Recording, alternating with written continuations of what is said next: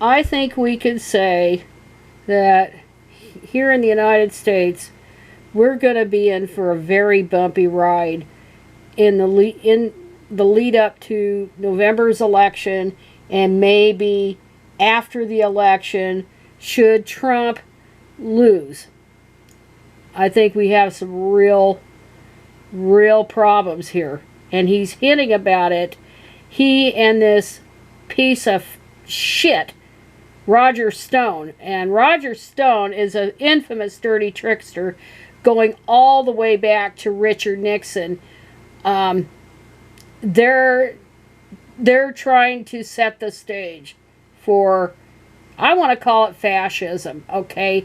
And trying to gaslight voters into thinking this election will be illegitimate because of mail-in voting. And never mind the fact that mail-in voting has worked great in Oregon, Washington, Hawaii, Utah, and Colorado. And there are a few other states where they have it in more limited cases. But it's worked. It's worked great. Of course, mail-in voting is nothing more than absentee voting, except it's just statewide. And there are all kinds of safeguards here in place to make sure the elections are good. And I've already talked about that in a previous video.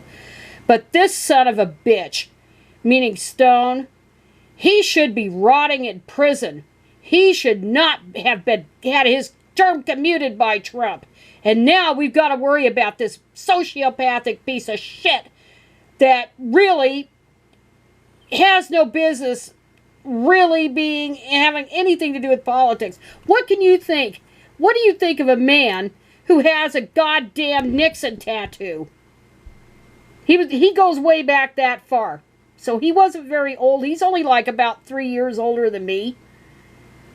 But who does that? Who puts a damn Nixon tattoo on his back or anywhere? This is how fucking demented this guy is. And anyway, last night, let's talk about Stone first. And this Stone, he's trying to play the voter fraud card, just as Trump has been trying to do, and accusing Democrats of it. It's such a bunch of horse shit. They know, the GOP knows that as long as they continue this Confederate type policies that they've been pulling for since Nixon, Southern strategy, they know the demographics are against them. Anytime that there has been a fair election, and let's look at those years: 1964, 1976, 1992, 1996, 2008, and 2012. The Republicans have not been able to win. They've not been able to win. But there were no dirty tricks involved in anything on either side, and definitely not on the GOP side. The only way they've been able to win is through some kind of dirty tricks. So with the exception of 1984, and that's because of Reagan being up for re-election, but Reagan got in there under very dubious circumstances by his campaign with regard to the infamous October surprise with the holding the release of the hostages until after the election. So that's been pretty much established that happened. But these sociopaths like Roger Stone, and he's undoubtedly in bed with Putin, and Putin has a vindictive streak that he wants to break up the United States the way that he thinks the United States broke up the Soviet Union, when in fact it was Gorbachev who basically set the stage for the dissolving of the USSR. But I digress. I digress. History doesn't matter here. Truth doesn't matter here. Putin has it in for the United States. And he's every bit as corrupt, probably more so than Trump and Stone, but he's way smarter than they are. But anyway, Roger Stone is talking about he's yakking about Nevada, and he says that, or it says here that this is from the Media Matters, that he's urging Donald Trump to consider several draconian measures to stay in power, including having federal authorities seize ballots in Nevada, having FBI agents and Republican state officials physically blocking voting under the pretext of preventing voter fraud, using martial law or the Insurrection Act to carry out widespread arrests, and nationalizing state police forces. This motherfucker apparently doesn't understand, and I know that's a horrible word to use, but that's what Roger Stone is.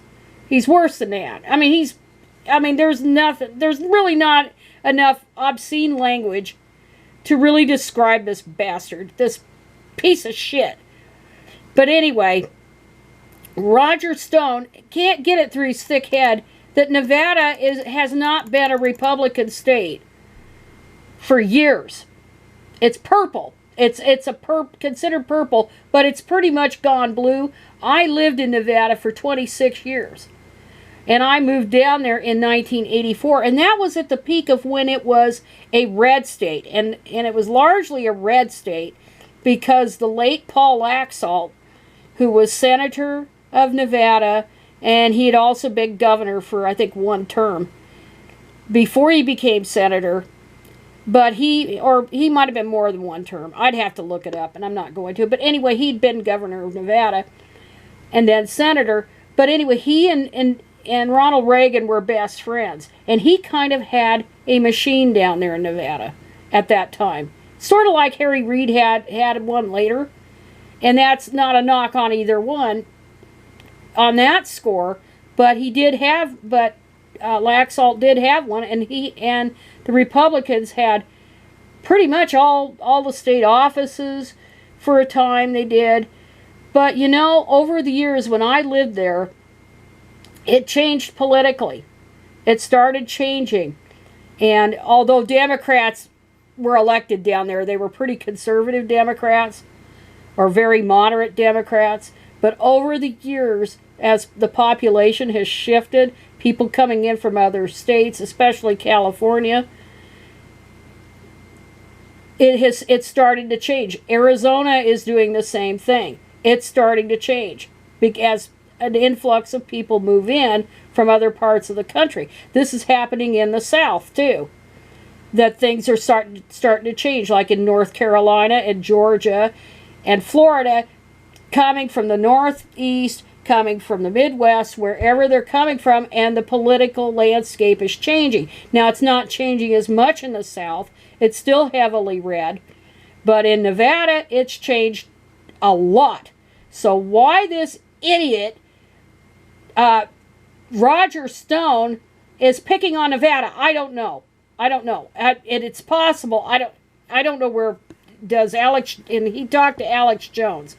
So maybe, let's look up Alex Jones. I think maybe he's based in Vegas. And maybe that's why he's talking about it.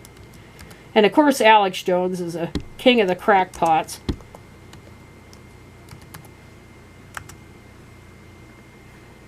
No, he's out of Dallas. So I'm not sure why, because I don't listen to him. I know about him, but I don't listen to him. His voice just drives me up the wall. He talks like he's talking out of his stomach. And can't hardly listen to him. But yeah, he's out of Texas. But apparently Stone is worried about Nevada and its the mail-ins. And I don't know why that is. Nevada doesn't have many electoral votes at all. It's still, even though it's grown by leaps and bounds over the years, it pales compared to nearby Arizona. So I'm not sure why he's picking on Nevada. Unless he thinks the election's going to be so close, it's going to be only by a couple of electoral votes. So let's see what we can do to illegitimize the vote and pick on Nevada. But Nevada is not a red state. At best, it's purple. At the very least, it's purple. Not at best, but at least it's purple. But it's really trending blue, big time. And it happened all the years I was there in Nevada. And I know I kind of digressed, because I do that when I'm not working off a script. But it's blue. It's basically blue. Definitely Clark County is blue. And Washoe has pretty much trended blue too. And Washoe was red for many years. But the cow counties where nobody lives, yeah, those are red. Those are totally red. And Washoe County is definitely red, with many of the local elections and with the congressional election, because that District 2 there has never elected a Democrat in the history of the state. It's never elected that. So I don't know why he's picking on Nevada. But anyway, he talks here a little bit. I'm just going to do a few seconds of this crap. But I still honestly believe in my heart that if only voters who are entitled to legally vote because they are citizens vote, and they vote once, Donald Trump will be elected president. The ballots in Nevada on election night should be seized by federal marshals and taken from the state. This is a lunatic. And what he's doing is he's trying to poison the well, or trying to gaslight the electorate that there's something fishy going on in Nevada. So he's a piece of shit. He always was. I mean, he was a Nixon dirty trickster, and he's never changed in nearly 50 years. He hasn't changed a bit. He should be in prison. He should be in prison. And another thing, before I quit this, because I've gone on too long, more than I wanted to, is Trump is talking about, and he went to Nevada, speaking of Nevada, yesterday he told Nevada rally he will negotiate a third term in the White House because he thinks he's entitled to it, based on the way we're treated. Who's mistreating him? Who the hell is mistreating him? Nobody's mistreating him. This is damn projection. This guy is off his rocker crazy. So I don't know which one's more nuts, Donald Trump or Roger Stone. Take your pick. Of course, Donald Trump is in the White House, where this idiot Stone is not. But he thinks he's entitled to a third term. And the only reason that Roosevelt ran for a third and fourth term was because of World War II. It was an issue of continuity, and not change horses in midstream. That's the only reason. And of course, he died shortly after he was inaugurated for his fourth term, and right before the war ended.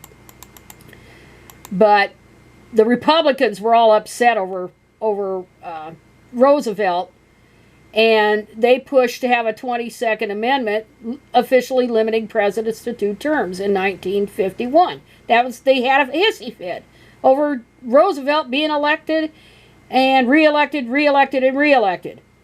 But the only reason Roosevelt did that was because of the war. And, it was to keep continuity. He didn't do it because he was a dictator. But this damn thing that we have in here now, he really has designs to be a dictator. So we're going to see what happens after the election. And I kind of keep such stuff of, speculation like he's not going to leave that White House willingly. I keep that at arm's length. But this guy keeps talking like he's not going to leave even if he loses. And all the polls are showing Biden at this point well ahead, even in the states that Putin, Trump helped engineer a victory. And we're talking Michigan, Wisconsin, Pennsylvania. Those were the main states that cost Hillary. And I think it was, 70,000, 75,000 votes. There was a difference of that, which made the difference in the Electoral College, because she won by had more than 3 million, something like 3 million votes over Trump. But we're going to see how this gaslighting works out. But he's making noise that he is not going to leave. That he's entitled to another term. He's entitled to a third term. And I mean, for crying out loud, he's 74 now. I guess he thinks he's going to turn it over to his kids. You know, like the Kim Jong family in North Korea. Just make it like that. Have the kids take over. But anyway, yeah, we're in batshit crazy times. And this kind of just set me off a little bit.